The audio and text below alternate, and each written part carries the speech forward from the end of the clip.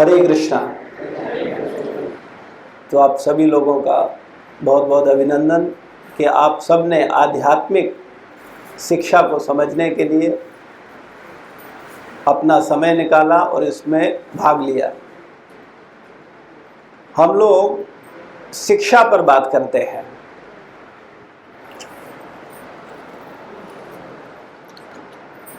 क्योंकि शिक्षण संस्थान में आए हैं तो शिक्षा पर चर्चा होनी चाहिए। शिक्षा हमें जीवन जीना सिखाती है। अगर हमने भौतिक शिक्षा न ली हो तो हमारा जीवन कैसा होगा? क्या हम इस भौतिक जगत का सुख ले पाएंगे? अगर आप भौतिक शिक्षा जो हमें कॉलेज, स्कूल, मैनेजमेंट और संसार में जो प्राप्त हो रही संसारी शिक्षा, जिसको भौतिक शिक्षा बोलते हैं, ये शिक्षा अगर हमने न ली होती तो हम इस भौतिक संसार का सुख नहीं ले पाते। एक अशिक्षित व्यक्ति, एक अनपढ़ व्यक्ति को ये नहीं पता होता कि संसार में कैसे जीना है, क्या खाना है, कैसे रहना है। एक अशिक्षित व्यक्ति आदि मानव की तरह जीवन जीता है। लेकिन हमने भौतिक शिक्षा ली और जो जितनी गंभीरता से भौतिक शिक्षा लेता है, संसारी शिक्षा लेता है, वो उतने गंभीर पदों पर आसीन होता है। आप देखते हैं शिक्षा सब लेते हैं, लेकिन क्या सब आईएएस के पद पर विराजमान हो जाते हैं? जो गंभीर होते हैं, जो ध्यानपूर्वक शिक्षा को लेते हैं, वो लोग उच्च पद पर आसीन होते हैं। और जो शिक्षा को गंभीरता से नहीं लेते हैं, वो संसार में ही उच्च पद को प्राप्त नहीं कर पाते हैं। और जो शिक्षा लेते ही नहीं है, उनका जीवन तो बिल्कुल आदि मानव की तरह रहता है। आप ग्रामीण क्षेत्र में जाइए, एक अशिक्षित व्यक्ति को प्रत्येक व्यक्ति ठग लेता है। इसी प्रकार से जैसे सांसारिक शिक्षा है, वैसे ही एक और शिक्षा है आध्यात्मिक शिक्षा। इसका नाम सुना है किसी ने? कितने लोगों ने सुना है आध्यात्मिक शिक्षा, स्पिरिचुअल एजुकेशन? लेकिन बड़ा दुख है कि देखो कितने सारे लोग हैं जिन्होंने सुना ही नहीं है कि यह भी कोई शिक्षा है। काफी लोगों ने सुना है, लेकिन काफी लोगों को पता ही नहीं है कि कोई स्पिरिचुअल एजुकेशन भी है, कोई आध्यात्मिक शिक्षा भी है। ये आध्यात्मिक शिक्षा हमें कहां से प्राप्त होती है? जैसे संसारी शिक्षा हमें कहां से प्राप्त होती है? हम दोनों शिक्षाओं को कंपेयर कर रहे हैं तो समझ आएगा कि स्पिरिचुअल शिक्षा का मेरे प्रैक्टिकल जीवन में कोई वैल्यू है या नहीं है। क्योंकि हम सबको लगता है कि भौतिक शिक्षा हमने ले ली है, अब स्पिरिचुअल शिक्षा की क्या आवश्यकता है? ठीक है, ले लो, ठीक है, नहीं लेते तब भी कोई फर्क नहीं पड़ता। तो ये स्पिरिचुअल शिक्षा का मेरे जीवन में वैल्यू क्या है, उसको समझने के लिए हम ये समझेंगे कि ये स्पिरिचुअल शिक्षा हमको कहां से मिलती है और भौतिक शिक्षा या सांसारिक शिक्षा कहां से मिलती है। सांसारिक शिक्षा हमको सांसारिक किताबों से प्राप्त होती है और आध्यात्मिक शिक्षा हमको आध्यात्मिक ग्रंथों से प्राप्त होती है। जैसे सांसारिक शिक्षा आपने physics, chemistry, math, biology, history, geography आदि किताबों से आपने ये ज्ञान अर्जित किया है, इसी प्रकार से आध्यात्मिक शिक्षा आपको वेद, पुराण, उपनिषद आदि से प्राप्त होती है। कुरान, बाइबल आदि से प्राप्त होती है। अब हम बात करते हैं ये आध्यात्मिक शिक्षा जो है ये कब से है, जिससे कि हमारे मतभेद और मनभेद दोनों खत्म हो जाए। हम लोगों ने आध्यात्मिक शिक्षा को धर्म के आधार पर बांट रखा है।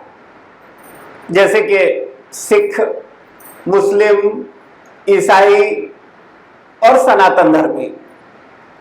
कई लोग हिंदू बोलते हैं, हिंदू, मुस्लिम, सिख, ईसाई। इन पे भी चर्चा कर लेते हैं तो बात क्लियर हो जाएगी। गुरु ग्रंथ साहब लगभग 500 साल पहले आया और उसके बाद सरदार आए। ठीक है, यानी 500 साल पहले पूरी दुनिया में कोई सरदार नहीं था। जब गुरु ग्रंथ साहब आया तो सरदार आए, और ये गुरु ग्रंथ साहब आई तो कहां से आई? सनातन शिक्षा से आई। फिर हम और पहले चलते हैं, मुस्लिम धर्म 1400-1500 साल पहले लगभग आया, यानी कुरान आई तो फिर मुस्लिम धर्म आया, उसको मानने वाले आए, उस विचारधारा को फॉलो करने वाले लोग आए। और 1400 साल पहले क्या कोई आध्यात्मिक शिक्षा नहीं थी? 1500 साल पहले कोई आध्यात्मिक शिक्षा नहीं थी? नहीं, तब भी थी। तो कहां से आई? सनातन शिक्षा से आई। फिर और चलते हैं, ईसाई, बाइबल आई तो ईसाई आए। ये बाइबल कब आई? 2100 साल पहले लगभग। तो बाइबल आई तो फिर ईसाई आए। जो बाइबल नहीं थी उससे पहले क्या था? क्या सनातन शिक्षा नहीं थी? क्या स्पिरिचुअल एजुकेशन नहीं थी? थी। कहां से थी? सनातन शिक्षा से थी। जैन हो, बौद्ध हो, ईसाई हो, मुस्लिम हो, आप सिख हो, जो भी विचारधाराएं हैं, जो भी पंथ हैं, जो भी आध्यात्मिक ग्रंथ हैं, ये सब कहां से आए? सनातन शिक्षा से आए, यानी वेद से आए, गीता से आए, भागवत से आए। ये गीता का ज्ञान भगवान ने कब दिया था अर्जुन को? कितने साल पहले? 5000 साल पहले। बिल्कुल सही, वेरी गुड, कुछ बच्चों को क्लियर है। तो 5000 साल पहले न इस संसार में ईसाई थे, न 5000 साल पहले कोई मुस्लिम था, न 5000 साल पहले कोई बुद्ध थे, न 5000 साल पहले सरदार थे, कुछ नहीं थे। क्या थे? सनातन धर्म था। तो देखा जाए हम सब सनातन धर्म, ये गीता जो शिक्षा है वो सबके लिए है। कई बार लोग संकुचित भावना से सोचते हैं नहीं नहीं नहीं, ये तो हिंदुओं के लिए है, ये सनातन का ग्रंथ है, ये हिंदुओं का ग्रंथ है। नहीं, अगर आप गीता की प्रामाणिकता को देखेंगे तो पूरे विश्व के जितने दार्शनिक हैं, जितने विद्वान लोग हैं, सब लोग गीता का सम्मान करते हैं और गीता की रिस्पेक्ट करते हैं और गीता को समझने का प्रयास करते हैं। तो ये जो गीता है, इसमें 4 वेद, 18 पुराण, उपनिषदों का पूरा सार है। और इसको पढ़ करके, इसको समझ करके हम आध्यात्मिक शिक्षा को प्राप्त कर सकते हैं। कोई बहुत ज्यादा कुछ करने की आवश्यकता नहीं है। केवल एक मूल धर्म ग्रंथ भगवत गीता, बस इतनी सी पुस्तक, बस अर्थे ये समझ आ जाए, इसको भी हम समझते हैं। भाई मुझे एक बात बताइए, मैथ हिंदू होता है, मैथ मुस्लिम होता है, मैथ ईसाई होता है, शिक्षा हिंदू मुस्लिम सिख ईसाई होती है। तो जब शिक्षा, भौतिक शिक्षा, संसारी शिक्षा हिंदू मुस्लिम सिख ईसाई नहीं हो सकती, तो स्पिरिचुअल शिक्षा कहां से हिंदू मुस्लिम सिख ईसाई हो जाएगी? इस पर विचार करना चाहिए। तो ये सनातन शिक्षा जो है, ये हमें सिखाती है कि वास्तविकता में हम कौन हैं और हमारे जीवन का उद्देश्य क्या है। सांसारिक शिक्षा आप लोग क्यों लेते हो? मैं चाहूंगा कि आप लोग पार्टिसिपेट करेंगे तो मुझे लगेगा कि आप ध्यान से सुन रहे हैं। सांसारिक शिक्षा आप लोग क्यों लेते हैं? क्या पर्पज है? आप सांसारिक शिक्षा क्यों ले रहे हो? कोई बताएगा? जॉब के लिए। बिल्कुल सही आंसर। वर्तमान समय में प्रत्येक व्यक्ति जो भी शिक्षा ले रहा है, सांसारिक शिक्षा, उसका उद्देश्य है धन कमाना। लेकिन मुझे आप एक बात बताइए, क्या शिक्षा का उद्देश्य केवल धन कमाना है? मैथिली शरण गुप्त ने कहा है, ए शिक्षे तेरा नाश हो जो तू रोजगार के लिए बनी। शिक्षा का उद्देश्य रोजगार नहीं है। शिक्षा वही जो आनंद दिलाए, शिक्षा वही जो मुक्त करे अनर्थों से, बुराइयों से। लेकिन सांसारिक शिक्षा प्राप्त करके भी क्या सांसारिक बुराइयों से हम दूर हो पाते हैं? आप देख रहे हैं, बड़ी बड़ी शिक्षा प्राप्त करके बड़े बड़े पदों पर बैठे हुए लोग भी एक अच्छा आचरण का जीवन नहीं जी पाते हैं, जबकि सांसारिक शिक्षा उन्होंने बहुत अच्छी ली है। तो मेरा निवेदन है कि आध्यात्मिक शिक्षा के बिना वास्तविकता में किसी भी व्यक्ति के जीवन में पूर्णता नहीं आ सकती। तो आध्यात्मिक शिक्षा प्रत्येक व्यक्ति के लिए नितांत आवश्यक है। और इस शिक्षा में है क्या, तो इसकी चर्चा हम लोग करते हैं। जैसे हम लोग बात कर रहे थे कि मैथ सबके लिए है, किसी एक के लिए नहीं है। मैथ हिंदू के लिए नहीं है, मैथ मुस्लिम के लिए नहीं, ईसाई के, सबके लिए है। और जो व्यक्ति मैथ को नहीं सीखेगा उसका क्या नुकसान होगा, वो प्रॉफिट एंड लॉस नहीं समझ पाएगा, क्या फायदा है और क्या नुकसान है। उसे हर व्यक्ति चीट कर सकता है, ठीक बात है। ऐसे ही अगर आप आध्यात्मिक शिक्षा को नहीं लेंगे तो आप अपने जीवन में वास्तविक प्रॉफिट एंड लॉस को नहीं समझ पाएंगे कि आपका सच में क्या फायदा है और क्या नुकसान है। अभी हम लोग आधे घंटे की चर्चा और करेंगे, उससे आपको स्पष्ट हो जाएगा कि वास्तविकता में असली फायदा क्या है और असली नुकसान क्या है। तो गीता हमको सबसे पहला साक्षात्कार कराती है, हमको हमसे मिलवा देती है। आप में से कितने लोग अपने आप को जानते हैं? बड़ा सरल प्रश्न है। हमने आपको संसार का प्रश्न नहीं पूछा, हमने आपको भारत का प्रश्न नहीं पूछा, प्रदेश का नहीं पूछा, आपके लखनऊ का नहीं पूछा, आपके मोहल्ले, आपके परिवार, आपके घर का नहीं, आपसे प्रश्न पूछा। मुझे कोई आप में से बताएगा कि आपका परिचय, आप कौन हो? कोई अपना परिचय बताएगा? लेकिन परिचय बताना सही परिचय का मतलब क्या है? सत्य परिचय। ये सनातन शिक्षा, ये आध्यात्मिक शिक्षा मुझे सत्य सिखाती है। कई बार हम लोग सोचते हैं ये शिक्षा काल्पनिक है, माइथोलॉजी है, लेकिन वास्तविकता में ऐसा नहीं है। हम जो शिक्षा ले रहे हैं वो काल्पनिक है। कैसे, इसको भी समझ लीजिए। जो शिक्षा हमेशा से है और हमेशा रहे वही तो सत्य है। और जो कुछ समय पहले न हो, कुछ समय बदल जाए, वो सत्य है। आप मुझे बताइए, आपके दादाजी का जो सिलेबस था वही आपका सिलेबस है, यानी बदल गया ना। और जो आपका सिलेबस है, आपके नातियों का सिलेबस बदलेगा कि नहीं बदलेगा? अभी हम लोगों के देखते देखते कोडिंग क्या क्या आ गया, पहले कुछ नहीं था। तो ये जो शिक्षा है ये क्या कर रही है, हर पल कुछ समय बाद 40-50 साल में बदल रही है। यानी ये सत्य शिक्षा नहीं है। सत्य शिक्षा क्या है? जो बदले ना, जो आपके दादा के दादा के दादा ने भी ली हो और आपके नाती के नाती के नाती भी ले, और इतनी ही लाखों पीढ़ियां ऊपर निकल जाए, और लाखों नहीं बल्कि अनंत पीढ़ियां ऊपर निकल जाए और अनंत पीढ़ियां नीचे निकल जाए, लेकिन शिक्षा न बदले। वो शिक्षा कैसी शिक्षा है? सत्य शिक्षा है।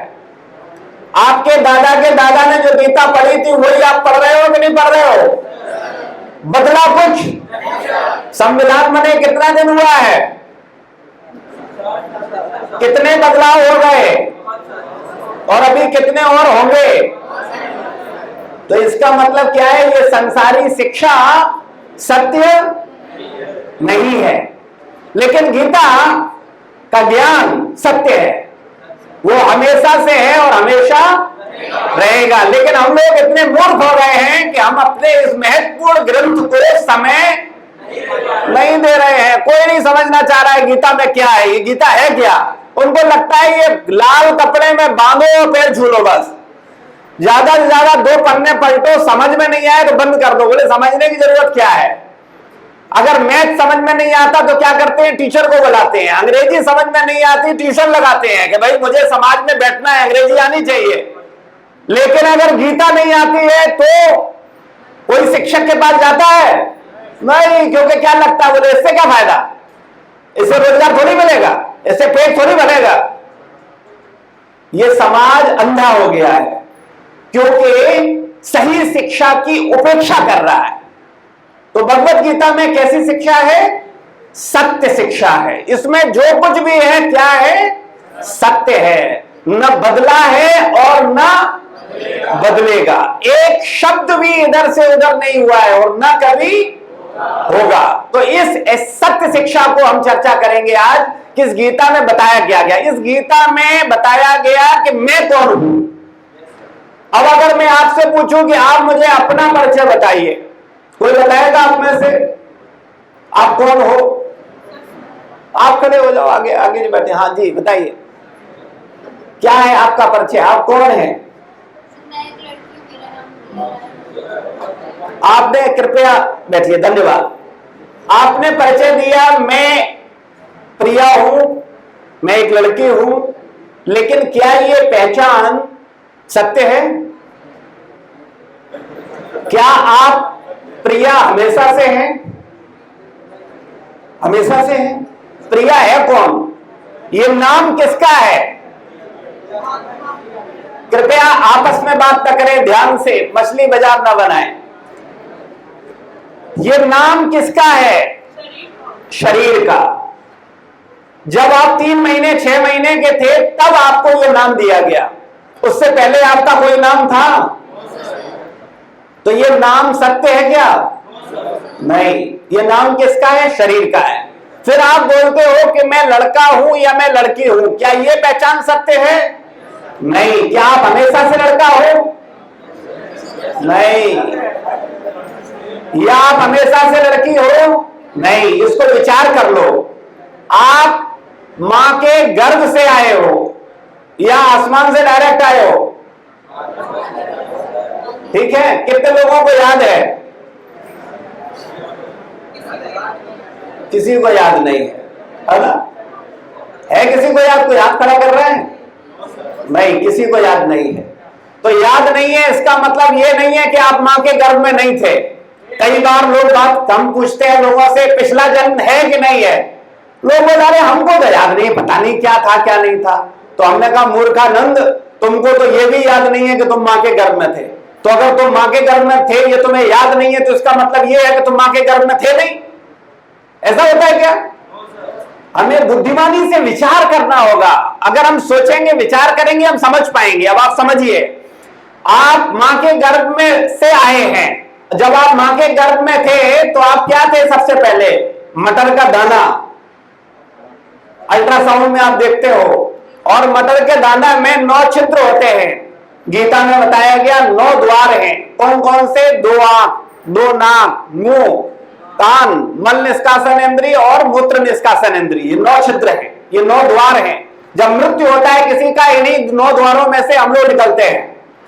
तो वो मटर के दाने में 9 छिद्र थे, लेकिन हम थे ना, हम स्त्री थे ना हम पुरुष थे, लेकिन हम थे। फिर उसका विकास होता है और मां के गर्भ में ही आप स्त्री या पुरुष के शरीर में परिवर्तित होते हो, यानी 3 महीने के अंदर लगभग। तो उससे पहले ना आप स्त्री थे ना आप पुरुष थे, लेकिन आप थे, क्योंकि अगर आप नहीं होते तो उसका विकास नहीं होता। जो बच्चे मां के गर्भ में उसी अवस्था में मर जाते हैं उनका विकास नहीं होता, लेकिन जब आत्मा रहती है, उसमें आप रहते हो, तब उसका विकास होता है और वो स्त्री या पुरुष के शरीर में परिवर्तित होता है। एक मेरा फिर प्रश्न है, क्या आप मां के गर्भ में हमेशा से थे? नहीं। मां के गर्भ में आप स्थापित किए गए, इसका मतलब आप बाहर से आए और जन्म लिया। जन्म लेने के बाद स्त्री या पुरुष का शरीर प्राप्त हुआ। तो ये स्त्री या पुरुष के रूप में जो आप अपनी पहचान कर रहे हैं, ये मेरी पहचान सत्य पहचान है क्या? नहीं, क्योंकि मैं कुछ समय पहले स्त्री बना हूं या कुछ समय पहले पुरुष बना हूं, और जिस परिवार में मैंने जन्म लिया वो मेरी जाति हो गई। उत्तर प्रदेश में जातियों पे कितना झगड़ा है।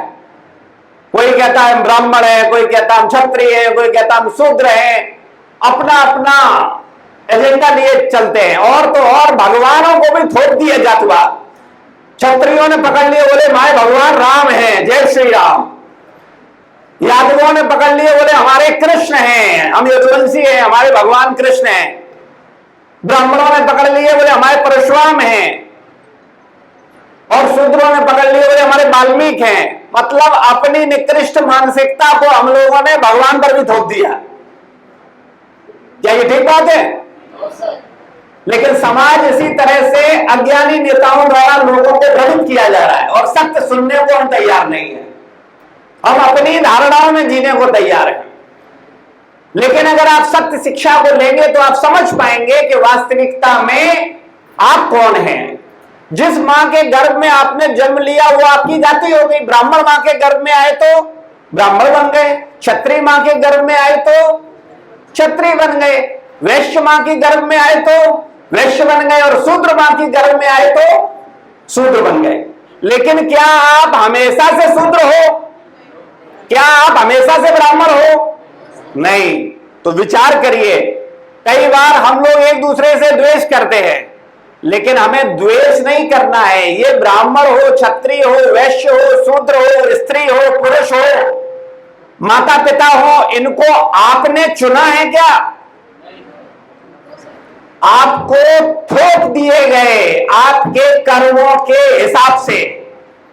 अगर आप इस जन्म में बुरे कर्म करोगे तो आपको अगले जीवन में बुरे परिणाम प्राप्त होंगे, और अगर आप इस जीवन में अच्छे कर्म करोगे तो आपको अगले जीवन में अच्छे परिणाम प्राप्त होंगे।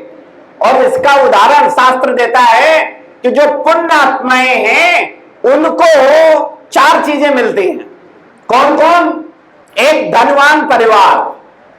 एक व्यक्ति धनवान बनता है, पूरे जिंदगी हेराफेरी करता है, इधर का उधर उधर का इधर, तब वृद्धावस्था पर धनवान बनता है, लेकिन भोगने की क्षमता नहीं रहती। और उसने जो 100-200 करोड़ कमाए, उसी के घर में एक पुण्यात्मा पुत्र बनकर के पैदा हो जाता है, और वो बिना EMI की चिंता के BMW से स्कूल जाता है। उसे किसने धनवान बनाया? पुण्यात्मा थी, इसलिए वो धनवान बना। लेकिन बनाया किसने? ईश्वर ने, भगवान ने, कि ये पुण्यात्मा है, इसको, उसने कोई मेहनत नहीं किया, लेकिन वो किससे पैदा होते ही मर्सिडीज से चल रहा है, BMW से चल रहा है, उसको कोई चिंता नहीं, उसने कुछ नहीं किया, वो केवल एंजॉय कर रहा है, क्योंकि उसने पुण्य कर्म किए थे। और इसी संसार में आप देखो, कई लोगों के यहां, कई लोग आपने ऐसे देखे होंगे जो फुटपाथ पर मां के गर्भ में जन्म लेते हैं, जिनको 2 टाइम खाने और पीने का भी इंतजाम नहीं होता। वो निर्धन परिवार में जन्म क्यों लिया उसने? उसको निर्धन परिवार में जन्म क्यों मिला? क्योंकि उसने पूर्व जन्म में कुकर्म किए थे, उनका परिणाम है ये जन्म। तो कुछ लोग उच्च कुल में जन्म लेते हैं, कुछ लोग निम्न कुल में जन्म लेते हैं, कुछ लोग धनवान परिवार में जन्म लेते हैं, कुछ लोग निर्धन परिवार में जन्म लेते हैं, कुछ लोग अच्छी बुद्धि के साथ आते हैं और कुछ लोग मंद बुद्धि के साथ आते हैं, कुछ लोग सुंदर और निरोगी शरीर के साथ आते हैं, कुछ लोग कुरूप और रोगी शरीर के साथ आते हैं। ऐसा होता है कि नहीं होता है? कब से हो रहा है ऐसा?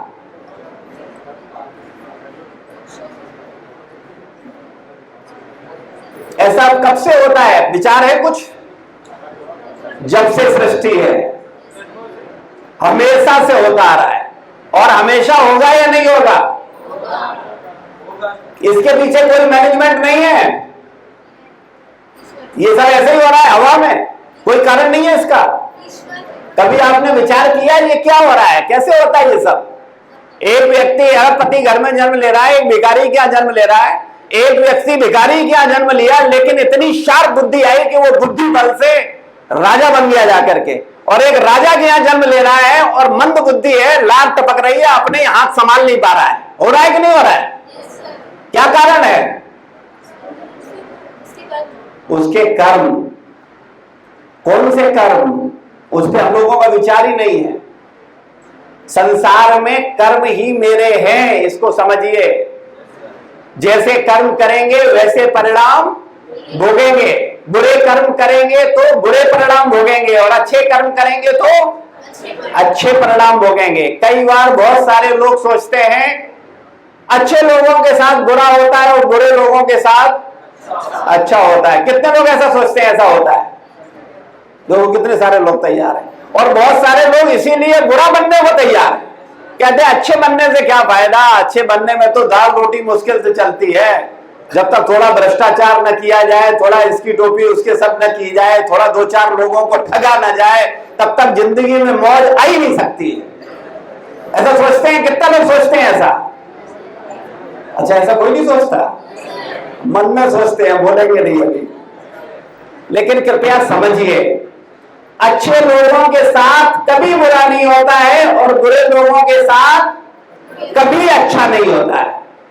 आप ध्यान से देखिए, संसार में जो क्रिमिनल होते हैं, जो लोगों का मर्डर करते हैं, उनका भी मर्डर होता है कि नहीं होता है? जो अच्छे लोग होते हैं, जो सबकी मदद करते हैं, सब लोग उनकी मदद करते हैं कि नहीं करते हैं? एक अच्छे व्यक्ति का हर कोई सम्मान करता है कि नहीं करता है? और बुरे व्यक्ति का? तो आप क्यों बोल रहे हो बुरे व्यक्ति के साथ अच्छा होता है? तो आप कहेंगे अरे हमको दिखता है, हम देखते हैं कि देखो अमुक व्यक्ति देखो कितने ऊंचे पद पर रहता है, कितना ऊंचा मिनिस्टर है, कितना बड़ा अधिकारी है और ये सारे गलत काम करता है, मैं जानता हूं, लेकिन देखो फिर भी मौज कर रहा है। ऐसा कैसे हो रहा है? कारण उसका है, जब तक उसका पुण्य है तब तक वो उस फल को भोगेगा, लेकिन जैसे ही उसका पुण्य खत्म होगा वो अर्श से फर्श पर मुंह के बल गिरेगा। ढेरों उदाहरण है, इसको समझ लीजिए। कोई भी व्यक्ति, जैसे एक व्यक्ति गोमती नगर में रहता था और गोमती नगर में रह करके उसने मेहनत किया और उसने 10 करोड़ रुपए कमा लिए और उसके बाद में वो राजाजीपुरम में शिफ्ट हो गया, एक उसने बंगला बनाया बढ़िया सा और उसमें रहने लगा। अभी वो कोई काम नहीं करता है, सुबह से निकलता है, आराम से घूमता है, टहलता है, बात करता है, कोई काम नहीं कर। मोहल्ले वाले सोचते हैं कि बिना काम किए इतनी मौज में है तो हम भी कोई काम नहीं करेंगे। ऐसा होता है क्या? अरे भैया उसने उससे पहले देखो कितनी मेहनत करके तब उसने 10 करोड़ कमाया, अभी जब तक 10 करोड़ रहेगा तब तक मौज करेगा कि नहीं करेगा? और जैसे ही 10 करोड़ खत्म होगा और अगर उसने और नहीं कमाया तब क्या होगा? बेकारी हो जाएगा, काम करेगा। ठीक बात है? ऐसे ही हमारे पुण्य कर्म, अच्छे कर्म, जो हमारे अच्छे कर्म होते हैं, जब तक हमारे अच्छे कर्म रहेंगे तब तक हम उस ऐश्वर्य को भोगते रहेंगे, उच्च स्थान पर बने रहेंगे। लेकिन जैसे ही हमारे पुण्य कर्म खत्म होंगे हम वहां से नीचे आ जाएंगे। ढेरों उदाहरण है इस संसार में, वास्तविकता में सब कुछ व्यक्ति के कर्मों के अनुसार और ईश्वरीय कृपा के अनुसार हो रहा है, इसको समझिए। लेकिन हम लोगों का दृष्टिकोण बड़ा छोटा है, क्योंकि हमने सांसारिक शिक्षा ली है ना, तो हम हर चीज को फिजिक्स की दृष्टि से देखते हैं, केमिस्ट्री की दृष्टि से देखते हैं, बायोलॉजी की दृष्टि से देखते हैं, लेकिन स्पिरिचुअल दृष्टिकोण से कुछ देख ही नहीं पाते। क्यों? क्योंकि हमें वो शिक्षा मिली नहीं है, इसलिए हमको पता ही नहीं है क्या है क्या नहीं है। और ये हमारे देश का दुर्भाग्य है तो जो सनातन शिक्षा को, स्पिरिचुअल एजुकेशन को हमारे सिलेबस में डालना चाहिए।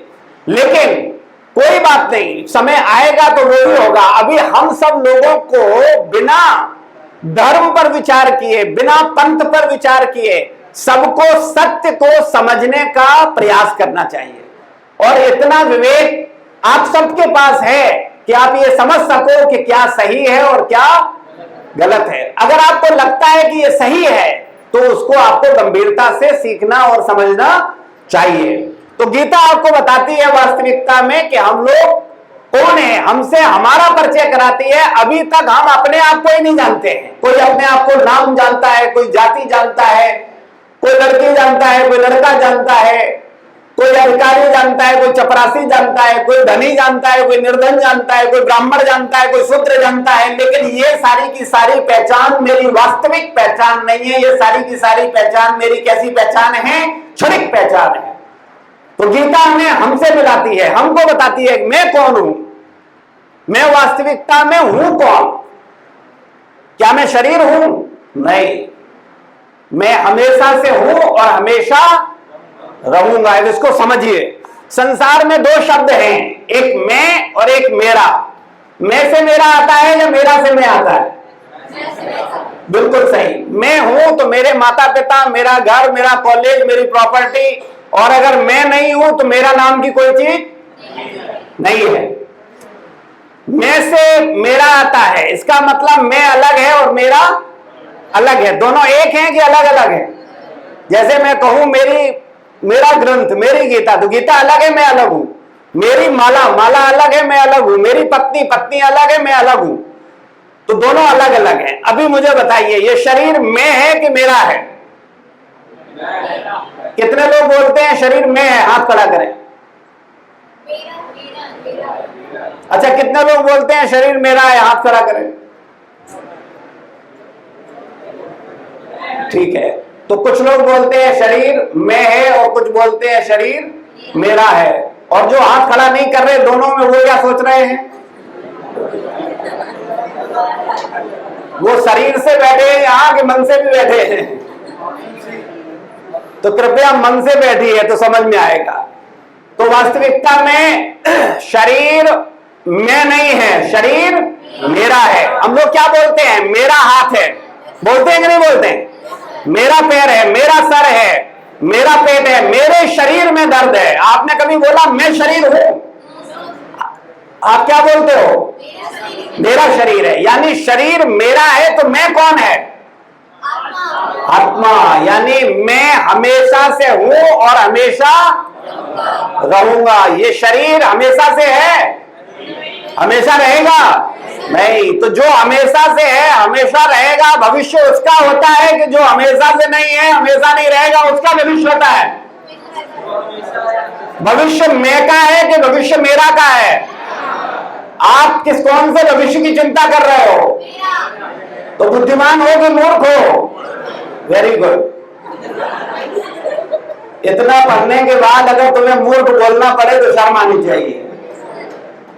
इतना पढ़ने के बाद, इतनी शिक्षा लेने के बाद भी आप कह रहे हो मैं मूर्ख हूं, तो फायदा क्या हुआ? इसलिए कृपया समझिए, आध्यात्मिक शिक्षा को जीवन में महत्व दीजिए। देखिए, भौतिक शिक्षा का बड़ा योगदान है। मैं भौतिक शिक्षा की उपेक्षा नहीं कर रहा हूं। मैं ये नहीं कह रहा हूं कि हम भौतिक शिक्षा न लें। हमने भी भौतिक शिक्षा ली है, हमारे बच्चे हैं, मैं उनको भी भौतिक शिक्षा दे रहा हूं। लेकिन उसके साथ साथ जितनी गंभीरता से भौतिक शिक्षा दे रहा हूं उतनी गंभीरता के साथ उनको आध्यात्मिक शिक्षा भी दे रहा हूं। और यही निवेदन मेरा आपसे है कि आप भौतिक शिक्षा को लीजिए, लेकिन इसके साथ साथ आप आध्यात्मिक शिक्षा को भी गंभीरता से लीजिए। तो हम लोग चर्चा कर रहे थे कि मैं शरीर हूं कि मैं आत्मा हूं। ये बात समझ में आ गई? ठीक है, अभी हम आगे चलते हैं। इस संसार में हम लोग जो कुछ भी देखते हैं, किससे देखते हैं? कौन देखता है? आंख देखती है? नहीं, मैं देखता है। आप क्या बोलते हो? मैंने देखा तुम चोरी कर रहे थे, या आप ऐसा बोलते हो आंख ने देखा तुम चोरी कर रहे थे? क्या बोलते हो? तो देखने वाला कौन है? मैं, यानी आत्मा। इसको समझिए, जैसे यहां एक ग्लास, कोविड काल में आगे ग्लास लगा के लोग बैठ के बात करते थे, तो इधर ग्लास लगा हुआ है और इधर मैं बैठा हूं, तो देखने वाला ग्लास है कि मैं हूं? मैं। तो सेम ऐसे ही आंख क्या है? लेंस है। इनमें देखने वाला कौन है? मैं। सुनने वाला कौन है? कान है कि मैं है? बोलने वाला मुंह है कि मैं है? Very good. अब मुझे एक बात बताइए, कल आप सबका डेड बॉडी पड़ा होगा कि नहीं होगा? पड़ा होगा। उसमें आंख होगी कि नहीं होगी? मुंह होगा, कान होगा, देख पाओगे, सुन पाओगे, बोल पाओगे? क्यों? आत्मा नहीं, मैं निकल गया। आत्मा बोल के कंफ्यूज मत हो, मैं निकल गया। अब जो ये मैं निकला है ना, यही कुत्ता बनेगा, यही बिल्ली बनेगा, यही चूहा बनेगा, यही प्रेत बनेगा, यही निर्धन बनेगा, यही धनी बनेगा, यही ब्राह्मण बनेगा, यही शूद्र बनेगा, यही उच्च कुल में जाएगा, यही निम्न कुल में जाएगा, यही सुंदर शरीर के साथ आएगा, यही कुरूप शरीर के साथ आएगा। ये जो मैं है ना, यही भगवत धाम जाएगा, यही स्वर्ग जाएगा, यही नर्क जाएगा। तो कृपया इस मैं की चिंता करिए। और चूंकि आपने कोई आध्यात्मिक शिक्षा नहीं लिया है, इसलिए आपको मैं का कोई ज्ञान ही नहीं है और ना आपको मैं की कोई चिंता है। आप केवल चिंता किसकी कर रहे हो? मेरा, यानी शरीर की। और मेरा का कोई अस्तित्व नहीं है अगर मैं नहीं है। सारा मैं किस पर डिपेंड है? कृपया ध्यान से समझिए, सारा संसार का मेरा किस पर डिपेंड है? मैं पर। और अगर मैं नहीं है तो मेरा नाम की कोई चीज है? तो आप मुझे बताओ, इस संसार में मैं कितने दिन के लिए है?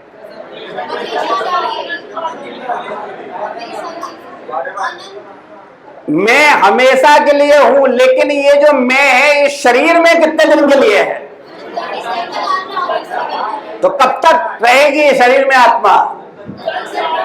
कुछ पता है? तो विचार वाली बात यह है कि जब हमें पता नहीं है, कभी भी हम शरीर छोड़ सकते हैं। और चिंता किसकी कर रहे हैं? शरीर की। और चिंता करनी किसकी चाहिए? मैं की। उसका चिंता नहीं कर रहे हैं। ये जो भी कर्म करते हैं, अच्छे या बुरे, ये किसके साथ जाते हैं? शरीर के साथ या मैं के साथ? मैं के साथ। Very good. तो हम जो कुछ कर रहे हैं उसके परिणाम किसे मिलेंगे? मैं को। आप कोई पाप करते हो, उसका परिणाम आपके परिवार को मिलेगा, आपकी पत्नी को मिलेगा, बच्चे को मिलेगा, मित्र को मिलेगा। किसे मिलेगा? मैं को। टांग कटेगा, दर्द किसको होगा? या माता जी को दर्द होगा? पिताजी को होगा? किसको होगा? और टांग कटी क्यों? बोले मैं रिक्शे पे बैठा था, मैं इधर बैठा था, ये इधर बैठा था, बोले गाड़ी आई, टक्कर लगी, इसकी टांग कटनी चाहिए थी, पता नहीं कैसे मैं उछला, मेरी कट गई। तुम्हारी क्यों कटी? हाँ, वेरी गुड। बुरे कर्म, आपके जो कर्म थे उनके परिणाम के कारण आपकी टांग कटी। टांग कटी तो दर्द किसे हुआ? मैं को हुआ। तो इतनी सरल बात अगर समझ में आ जाएगी तो जीवन बदल जाएगा। तो ये शिक्षा कौन देता है? श्रीमद् भगवद गीता। गीता को जो व्यक्ति पढ़ेगा वो बुद्धिमान हो जाएगा, और जो गीता को नहीं पढ़ेगा वो मूर्ख ही मर जाएगा। आप में से कितने लोग मूर्ख होकर मरना चाहते हो? हाथ खड़ा करो। अच्छा, कोई नहीं, सारे बुद्धिमान बनना चाहते हैं। लेकिन मैं दावे से कह रहा हूं कि आप में से फिर भी कोई गीता पढ़ने के लिए तैयार नहीं होगा। अभी बुद्धिमान सब बनना चाहते हैं, लेकिन गीता पढ़ना नहीं चाहते। और पढ़ेंगे भी तो कैसे पढ़ेंगे? स्वतंत्र रूप से। बोले किताब खरीद लाएंगे, कोई भी कुछ भी पढ़ेंगे, कुछ भी समझेंगे, ऐसा नहीं होता है। जब आप मैथ पढ़ते हो तो किसी की गाइडेंस में पढ़ते हो या स्वतंत्र रूप से पढ़ते हो? और जब किसी के गाइडेंस में पढ़ते हो तो वो आपको कई बार काटता है कि ये गलत है, ये ठीक नहीं है, ये गलत समझ रहे हो, यहां तुम गलत हो, यहां गलत हो। तो गीता को भी किससे समझना होगा? गुरु से समझना होगा। और कौन से गुरु से समझना होगा? कोई भी पीला लाल कपड़ा पहना हो, दाढ़ी बड़ी हो, तो गुरु जी हो गए, ऐसा होता है क्या? नहीं। यही मूर्खता हम लोग करते हैं हमेशा। जब आपको मैथ सीखना होता है तब आप क्या करते हो? मैथ के टीचर के पास जाते हो, देखते हो लेक्चरर है, प्रोफेसर है, क्या है, और उसको पास जाते हो और उसको देखते हो उसने कहां से सीखा, उसने भी अपने टीचर से सीखा, फिर उसने कहां सीखा, उसने भी टीचर से सीखा। तो ये परंपरा आती है, तब आपको सही मैथ की शिक्षा मिलेगी। आप किसी भी व्यक्ति को पकड़ के बैठ जाओ, भाई साहब मुझे मैथ सिखाओ, क्या करेगा? मार डालेगा। तो ऐसे ही हम लोग आध्यात्मिक जीवन में करते हैं। किसी को भी बस वेश देखा, पकड़ लिया, हाँ गुरु जी बताइए, मार्गदर्शन करिए। और वो जानता है कि तुम मूर्ख हो, तुम्हें कुछ पता नहीं है, तो कुछ भी समझा देता है। और संसार में यही सब चल रहा है। तो कृपया बुद्धिमान बनिए, ग्रंथ के आधार पर ज्ञान लीजिए, और वो ग्रंथ को समझाने वाला जो आचार्य है वो भी प्रमाणित परंपरा का होना चाहिए। और शास्त्र में वर्णन किया गया कि 4 प्रमाणित परंपराएं। जैसे आप किसी बच्चे का एडमिशन कराने जाते हो तो ये देखते हो कि ये कॉलेज कहां से संबंधित है, आईसीएसई बोर्ड से है, सीबीएसई बोर्ड से है, यूपी बोर्ड से है, या केवल बिल्डिंग देख करके एडमिशन करा देते हो?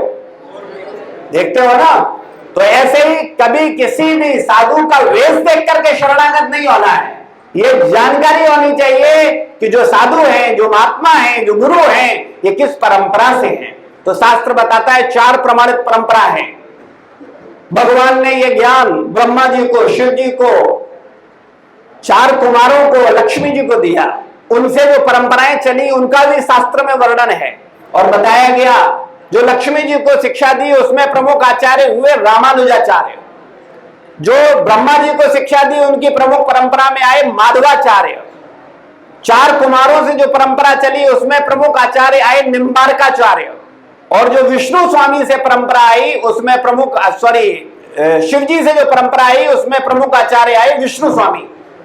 तो इनमें अगर आप गुरु परंपरा में जाकर के ज्ञान लोगे तब वो ज्ञान बिल्कुल सही होगा। तो हमारा निवेदन है प्रमाणित परंपरा से और प्रमाणित ग्रंथों से अगर आप पढ़ेंगे तो आपको ये ज्ञान मिलेगा कि वास्तविकता में मैं कौन हूं। अभी तो एक छोटा सा टॉपिक है, गीता में 5 तत्वों को समझाया गया। भगवान कौन है? भगवान में बड़ा झगड़ा है संसार में। कोई बोलता है अल्लाह भगवान है, कोई कहता है गॉड भगवान है, कोई कहता है जिहोवा भगवान है। और हम सनातन धर्मी तो सोमवार को शंकर जी, मंगलवार को हनुमान जी, बुधवार को गणेश जी और बृहस्पतिवार को विष्णु जी और शनि, शुक्रवार को वैभव लक्ष्मी और शनिवार को शनिदेव और रविवार को सूर्यदेव और सोमवार को फिर शंकर जी का नंबर आ जाता है। तो हमको तो कुछ पता ही नहीं है। हमारे तो हमें कुछ ज्ञान ही नहीं। क्योंकि ज्ञान क्यों नहीं है? क्योंकि हमने पढ़ा नहीं है। आप देखिए कुरान को मानने वाले एक दिन सीरियस होकर के फ्राइडे के फ्राइडे अपनी शिक्षा लेने जाते हैं। जाते हैं कि नहीं जाते? ईसाइयों को देखेंगे, अगर उनको देखेंगे वो भी अपनी धार्मिक शिक्षा लेने के लिए एवरी संडे चर्च में जाते हैं। अच्छा आप बताइए, आपको शिवरात्रि की शिवरात्रि याद आती है? आती है कि नहीं आती? जन्माष्टमी की जन्माष्टमी आती है, फिर नवदुर्गे आ जाते हैं, फिर गणेश चतुर्दशी आती है। तो साल में आप एक दिन लेते हो तो क्या आपको पता चलेगी? जबकि आपका सिलेबस कितना है? 4 वेद, 18 पुराण, 108 उपनिषद, वेदांत सूत्र, संहिताएं, और आप सीरियस बिल्कुल नहीं है। तो हमें सत्य कैसे पता चलेगा? तो हम सब लोगों को यह समझना होगा कि अपनी सनातन संस्कृति को समझने के लिए कम से कम गीता को समझ लीजिए, बस आपको सब कुछ क्लियर हो जाएगा। गीता में बताया गया भगवान कौन है, और ये अपने आप में एक बड़ा टॉपिक है। तो हम लोग फिर कभी इस टॉपिक को लेंगे। और इसमें बताया गया प्रकृति क्या है और बताया गया कर्म क्या है। अभी तो हम लोगों ने कर्म पे जरा सी चर्चा की कि कर्म से ही अच्छा या बुरा होता है, लेकिन कर्म कितने प्रकार के हैं? सकर्म, अकर्म, विकर्म। कर्म ही पूजा है। आपने सुना है ये सब? कितने लोग मानते हैं कर्म ही पूजा है? इसको कितने लोग मानते हैं? हाँ, सब मानते हैं। अच्छा ये ज्ञान मिला कहां से था तुम्हें? बोले ट्रॉली के पीछे पड़ा था। आजकल क्या कहां मिलता है? ट्रैक्टर और ट्रॉली के पीछे लगा होता है, कर्म ही पूजा है ना? तो पता है क्या क्या है क्या नहीं है? कौन सा कर्म पूजा है? एक चोर चोरी कर रहा है, पूजा है, वो भी कर्म कर रहा है। एक व्यक्ति ऑफिस जाता है, भ्रष्टाचार करता है, वो पूजा है। एक व्यक्ति सुबह से निकलता है, कर्म करता है, इसकी टोपी उसके सर कर रहा है, वो पूजा है क्या? कौन सा कर्म पूजा है? एक व्यक्ति निकलता है, केवल अपनी बीवी बच्चों को पाल रहा है और अपने शरीर का भरण पोषण कर रहा है केवल, वो पूजा है? तो हमें जानना होगा कौन सा कर्म पूजा है। कर्म अपने आप में बहुत बृहद टॉपिक है, उसको समझेंगे तो जान पाएंगे कर्म कितने प्रकार के, कर्म होते किससे हैं, इन कर्मों का परिणाम क्या है, वो सब वर्णन है। तो इसलिए हम लोगों को ये कर्म को समझना चाहिए। और काल, काल मतलब समय। ये समय क्या है? हम लोग समय के विषय में ज्यादा चिंतन नहीं करते। समय ही सबसे कीमती है, लेकिन हम उसको कोई वैल्यू नहीं देते हैं। हमसे अगर कोई कहे कि जरा 10,000 रुपया देना, तो हम 100 बार सोचेंगे ऐसा थोड़ी दे देंगे। लेकिन कोई कहे जरा 2 घंटे हमारे साथ बैठा, हाँ वो कोई बात नहीं, 4 घंटे बैठ जाएंगे, कोई दिक्कत नहीं। तो हमारी नजर में 10,000 का वैल्यू है, लेकिन 2 घंटों का वैल्यू। तो इसका मतलब हम मूर्ख हैं कि विद्वान हैं? Very good. इसका बीच में एहसास होते रहना चाहिए। जिस दिन ये बात समझ में आ जाएगी कि हम मूर्ख हैं, तो हम बुद्धिमान बनने की कोशिश करेंगे। और अगर हम मूर्ख ही मानते रहे, अपने को विद्वान ही मानते रहेंगे, तो मूर्ख ही बने रहेंगे। ये संसार का सिद्धांत है। जो अपने को बुद्धिमान मानता है वो पूरे जीवन मूर्खतापूर्ण कार्य करते हुए मरता है, और जो अपने को मूर्ख मानता है वो लर्न करता है, वो सीखना चाहता है और सीखता है, और सीख करके अपने जीवन को बदलता है, अपडेट करता है। और जो अपडेट करता है वो तरक्की करता है। तो आप में से जितने लोग तरक्की करना चाहते हैं, वो अपने आप को मूर्ख मानना शुरू कर दें और अपने को अपडेट करने के लिए भगवत गीता को पढ़ें। इससे आपके जीवन को दिशा मिलेगी। श्रील प्रभुपाद की जय, गुरु महाराज की जय। इसमें का कोई प्रश्न है, कोई जिज्ञासा है तो पूछ सकता है। कोई भी प्रश्न, कोई भी जिज्ञासा जो आपको धर्म, भगवान या कोई ऐसा प्रश्न जो आपको तंग करता हो, कोई भी प्रश्न, मुर्गा आया कि अंडा आया पहले, कुछ भी।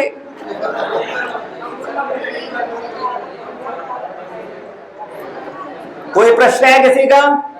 जी कि आपने कहा कि मंडे को वो शिव जी वो भगवान के रूप है, वो भगवान एक ही है। लोग कहते हैं 33 कोटि के देवता, 33 करोड़ देवता, 33 प्रकार के देवता है, वो रूप है। विष्णु जी के ही रूप थे, विष्णु जी के ही रूप थे राम जी। ये है तो मत गिरना कैसे विष्णु के बारे में पढ़ते हैं, ऐसा क्यों जबकि भगवान की तो रूप है, तो विष्णु जी के बारे में पढ़ाया जाता है। वेरी गुड, बहुत अच्छा प्रश्न है। देखिए ऐसा है ना, हमने जो ज्ञान लिया है वो लिया है धारावाहिक के माध्यम से, है ना, कि विष्णु जी से राम आ रहे हैं, विष्णु से कृष्ण आ रहे हैं। क्या है सिद्धांत, क्या है? जब आप नारद पंचरात्र, भागवत, अन्य ग्रंथों को गाइडेंस में पढ़ेंगे तब आपको पता चलेगा। गोविंद आदि पुरुषम तमहम भजामि। ब्रह्मा जी बोलते हैं ईश्वरा परमा कृष्ण सच्चिदानंद विग्रह अनादि आदि गोविंद सर्व कारण कारणः। शिव जी बोलते हैं रामचरितमानस में उमा कहूं में अनुभव अपना सत हरि भजन जगत सब सपना। शिव जी बोल रहे हैं परम भगवान हरि हैं। ब्रह्मा जी बोल रहे हैं ईश्वर परमा कृष्ण सच्चिदानंद विग्रह। ब्रह्मा जी बोल रहे हैं। हनुमान जी बोलते हैं मैं राम का दास हूं। उधर कंफ्यूजन नहीं है, कंफ्यूजन इधर है क्योंकि हमने कुछ पढ़ा नहीं है। हनुमान जी जानते हैं सत्य, ब्रह्मा जी जानते हैं सत्य, शिव जी जानते हैं सत्य कि परम भगवान कौन है। विष्णु, हर ब्रह्मांड में एक ब्रह्मा है, एक विष्णु है, एक शिव है, अनेक ब्रह्मांड है। अभी तो आपकी साइंस भी मानने लगी है, पहले तो एक ब्रह्मांड मानती थी, अभी साइंस भी मानती है कि हाँ कई ब्रह्मांड है, गैलेक्सियां है, बहुत कुछ है। लेकिन हमारे शास्त्रों में तो सब कुछ पहले से लिखा है, लेकिन हम उसको पढ़ते नहीं है। शास्त्रों को पढ़ेंगे तब हमें पता चलेगा कौन किसका क्रिएटर है, कौन कहां से आया, किसकी उत्पत्ति किससे है। तो जब डीप नॉलेज होगी तब हम इनको समझ पाएंगे। जनरल नॉलेज के अनुसार जो आप बोल रहे हैं वही लोगों तक सीमित ज्ञान के अनुसार व्याप्त है। ठीक है, हरे कृष्ण। और कोई प्रश्न? जी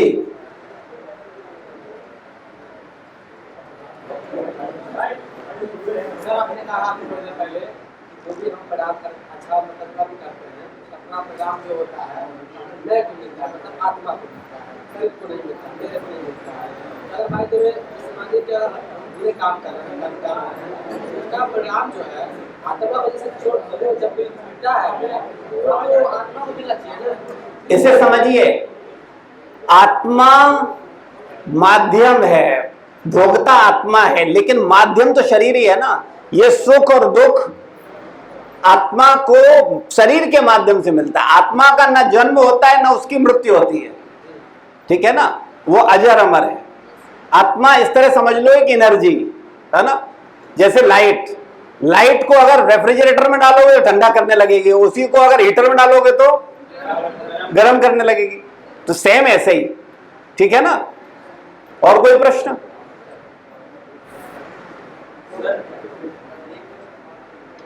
सर ऐसे मुझे स्पिरिचुअलिटी में बिलीव है, ठीक है, मुझे भगवान में बिलीव है, लेकिन सर इतना ज़्यादा आजकल मटीरियलिस्टिक है सारी चीज़ें, तो मैं सब छोड़ के कैसे भगवान में बिलीव करूँ? मतलब मुझे ऐसा लगता है कि एक फैमिली है, मेरे पेरेंट्स हैं जिनको मुझे सपोर्ट करना है, क्योंकि उन्होंने मुझे सपोर्ट किया, तो मुझे पहले वो ग्रोथ भी चाहिए। लेकिन मुझे स्पिरिचुअलिटी की तरफ बहुत ज़्यादा होता है कि ठीक है कि भगवान के बारे में, अपने धर्म के बारे में नॉलेज होनी चाहिए, अच्छे से उसमें लीन हो सकते हैं। बट ये मटीरियलिस्टिक छोड़े कैसे? मतलब कोई नहीं पाता है। देखिए पहली चीज तो ये है, हमको छोड़ना नहीं है, जोड़ना है। हमें योग करना है। योग का मतलब होता है जुड़ना। हमें अपने कर्तव्यों का निर्वहन करना है। हमें ऐसा नहीं है कि माता पिता को छोड़ देना है, घर परिवार छोड़ देना है। छोड़ने से काम नहीं बनेगा, जोड़ना है। हमको भगवान में अपने को जोड़ना है, ईश्वरीय ज्ञान में अपने को जोड़ना है, अपने माता पिता को ईश्वरीय ज्ञान में जोड़ना है। अपना ऐसा आचरण करें जिससे आपके माता पिता भी ईश्वरीय ज्ञान की ओर बढ़े, क्योंकि वास्तविकता में जो माता पिता जिनको मान रहे हो आप, वो शरीर को मान रहे हो। वास्तव में जो माता पिता हैं उनकी तरफ तो किसी को ध्यान ही नहीं है। जैसे माता पिता को बच्चों का कोई ध्यान नहीं है। आपसे अगर मैं सरल भाषा में पूछूं, इस संसार में माता पिता से ज्यादा कोई आपको प्यार करता है? करता है? नहीं करता। ऐसा नहीं है। माता पिता से भी ज्यादा प्यार करते हैं गुरु और भगवान, लेकिन उसको समझने के लिए मनुष्य बुद्धि तक आना पड़ेगा। पशु लोग नहीं समझ सकते कि ये हमें प्यार भगवान और गुरु कैसे करते हैं। इसको समझ लीजिए। माता पिता हमारे शरीर को प्यार करते हैं क्योंकि उनको लगता है इसका नाक मेरी नाक से मिलता है, इसका चेहरा मेरे चेहरे से मिलता है, ये मेरा बेटा है। तुम्हारे शरीर को कुछ होगा, वो अपने को बेच करके, अपनी सारी प्रॉपर्टी बेच करके तुमको ठीक कराएंगे। लेकिन अगर तुम मरो और तुम कुत्ते के शरीर में जाओ, इसकी चिंता माँ बाप को है? आप अभी शरीर छोड़ करके प्रेत बनो जाकर के, इसकी माँ बाप को चिंता है? तो प्रेम कहां है? यह शारीरिक प्रेम है जो कि बड़ा क्षणिक है। लेकिन भगवान और गुरु हमसे वास्तव में प्रेम करते, वो चाहते हैं कि जीव का कल्याण हो। ये कभी भी शरीर छोड़ेगा और अपने कर्मों के हिसाब से परिणाम भोगेगा। आप अगले जन्म में निर्धन परिवार में जन्म लोगे तो कष्ट कौन भोगेगा? आप ही भोगोगे। आप अगर कुत्ते के शरीर में जन्म लोगे तो परिणाम कौन भोगेगा? आप ही भोगोगे। लेकिन इसकी चिंता माँ बाप को है? नहीं है, कोई फर्क नहीं पड़ता। क्यों? क्योंकि उनको ज्ञान ही नहीं है। माँ बाप शारीरिक रूप से आपके इस शरीर की चिंता माँ बाप से ज्यादा कोई नहीं कर सकता, लेकिन आपकी चिंता भगवान करते हैं, आपकी चिंता सदगुरुदेव करते हैं, और आपकी चिंता ऐसे माँ बाप करते हैं जिनको सत्य का ज्ञान है। ऐसे माँ बाप अपने बच्चों को बचपन से आध्यात्मिक शिक्षा देते हैं, क्योंकि उनको लगता है कि मेरे बच्चे का अहित ना हो, ये इस जीवन में भी सुखी रहे और अगले जीवन। आजकल के तथाकथित माँ बाप केवल कुत्ते बिल्ली जैसे बच्चे पैदा करके समाज में छोड़ रहे हैं, इसलिए समाज में अराजकता फैल रही है, क्योंकि उनको कोई आध्यात्मिक शिक्षा दे ही नहीं रहे हैं। पैदा किया, छोड़ दिया, उसके बाद में वो तमाशा कर रहा है, पूरे समाज में आग लगा रहा है। तो ये हम सबका उत्तरदायित्व है। जो गलती अनजाने अनजाने में परिस्थिति बस किसी भी कारण से हमारे माँ बाप से हो गई है, वो हमसे ना हो, तो हमारा कर्तव्य बनता है कि हम अपनी आध्यात्मिक शिक्षा को गंभीरता से लें और अपने माँ बाप की सेवा करें, और संतान को जो जन्म दें उनको ऐसे संस्कार दें जो कि समाज में आदर्श स्थापित कर सके। ठीक है? तो माँ बाप को छोड़ना नहीं है, हमको माँ बाप को साथ लेकर के आध्यात्मिक जीवन को जीना है। ठीक है? सर, और गीता का ज्ञान कहाँ से लें? गीता के ज्ञान के लिए निःशुल्क व्यवस्था है। आप लोगों को मैं एक एक श्लोक यूट्यूब और जूम चैनल के माध्यम से, क्योंकि हम जानते हैं लोग इतने आलसी हैं, उन्हें अगर आईआईटी में एडमिशन मिलेगा तो कानपुर भाग जाएंगे, और अगर उनसे कहा जाए गीता पढ़ना है तुमको, तो कहेंगे अरे ये 10 किलोमीटर दूर मंदिर है, वो कौन आएगा? तो इसका मतलब है आज के समय में किसी को परवाह नहीं है, वो अपना भविष्य अंधकार में डुबाने को तैयार है, उनको कोई चिंता नहीं है, क्योंकि ज्ञान ही नहीं है। जब प्रकाश होता है तब दिखता है, जब अंधकार होता है तो कुछ दिखता नहीं है। जैसे अभी प्रकाश है तो हम सब देख पा रहे हैं, कौन क्या, कौन टीचर है, कौन स्टूडेंट है, कौन लड़की है, कौन लड़का है, सब कुछ देख पा रहे हैं। लेकिन अभी एकदम अंधकार हो जाए फिर नहीं दिखेगा। तो ऐसे ही हमको आंखों से लग रहा है सब कुछ दिख रहा है, लेकिन वास्तविकता में हम अंधकार में हैं, क्योंकि ज्ञान नहीं है। जैसे अभी हम लोगों ने केवल आधे घंटे चर्चा किया है, तो आपको एहसास हुआ कि नहीं हुआ कि आप शरीर नहीं आत्मा हो? ये ज्ञान का प्रकाश मिला तभी तो सोच पाए, आप समझ पाए कि आपके कर्मों का ही परिणाम आपको मिल रहा है और मिलेगा। ये जब ज्ञान का प्रकाश हुआ तभी तो समझ में आया। लेकिन ये प्रकाश निरंतर जारी रहेगा, और बहुत कुछ है। ये तो एक जरा सी किरण थी, लेकिन जब इस प्रकाश को आप प्राप्त कर लेंगे तो आपका जीवन बदल जाएगा, आपको समाज में दृष्टिकोण बदल जाएगा, आपका जीवन जीने का तरीका बदल जाएगा। लेकिन उसके लिए हमें निरंतर सत्संग करना है। समाज की प्रॉब्लम यही है। मैं आपसे पूछता हूं, आप 12th की मैथ को कितने साल में सीखते हो? 1 साल में? कितने साल में? 12 साल में। जब आप 12 साल लेते हो तब 12th की मैथ सीख पाते हो। पूरी सीख पाते हो? थोड़ा सीख पाते हो। तो तुम 12 साल लेकर के 12th की मैथ को थोड़ा सीख पाते हो, और मुझसे परम गुरु ज्ञान सीखना चाहते हो 1 घंटे में। मूर्ख है कि बुद्धिमान है? हाँ, ये एहसास करते रहो तो समझ में आएगा क्या करना है। ठीक है ना? तो बदलना पड़ेगा, टाइम देना पड़ेगा, विचार करना होगा। तो इसके लिए आप YouTube का चैनल पर मैं इस पर लेक्चर देता हूं। आपको इस्कॉन लखनऊ अपरिमेय श्यामदास नाम का जो चैनल है, आप YouTube पे देखेंगे, अभी आपको मिलेगा, उसको सब्सक्राइब करो। लाइव लेक्चर्स होते हैं, उसमें आप ध्यान पूर्वक सुनोगे तो आप उसको अटेंड कर पाओगे। बहुत ध्यान से करना होगा, एक एक डायरी पेन लेकर के नोट्स बनाने होंगे, जो प्रश्न हो उनको पूछने होंगे, तब आप उसको सीख पाओगे। क्रमबद्ध तरीके से एक एक श्लोक को सिखा रहे हैं, और ये सब निःशुल्क है, इसका कोई शुल्क न है और न कभी होगा। क्योंकि संसार में जितनी अनमोल चीजें हैं वो सब कैसे मिलती हैं? निःशुल्क मिलती हैं। ऑक्सीजन कैसे मिल रही है? प्रेम बस मिलती है। निःशुल्क क्यों? कोई चीज निःशुल्क कब होती है? प्रेम में होती है। माता पिता आपसे प्रेम करते हैं, इसलिए आपको शिक्षा कैसे देते हैं? निःशुल्क देते हैं, वो शुल्क भरते हैं, ठीक है कि नहीं? क्यों भरते हैं वो शुल्क? क्योंकि वो आपसे प्रेम करते हैं। ऐसे ही गुरु प्रेम करते हैं, इसलिए वो सबको क्या करते हैं? निःशुल्क ज्ञान देते हैं। उनको कोई शिक्षा का फीस नहीं लेते, निःशुल्क ज्ञान देते हैं। आध्यात्मिक शिक्षा जो है सत्य शिक्षा है, और सत्य शिक्षा पूर्ण रूप से प्रेम पर आधारित है। वहां कुछ बदला नहीं चाहिए, वहां प्रेम ही बदला है। प्रेम दो और प्रेम लो, ये आध्यात्मिक चेतना है। तो भौतिक शिक्षा के साथ साथ आध्यात्मिक चेतना को अगर आप सब गंभीरता से लेंगे तो आपका जीवन महिमा मंडित हो जाएगा। आप महापुरुष बन सकते हैं, महाज्ञान प्राप्त करके व्यक्ति महाविद्वान बन सकता है। और वरना आम जीवन तो हर आदमी जी रहा है, चॉइस आपकी है, ठीक है? धन्यवाद। तो आप सब लोगों का बहुत बहुत धन्यवाद। श्रील प्रभुपाद की जय, गुरु महाराज की जय, समस्त भक्त वृंद की जय।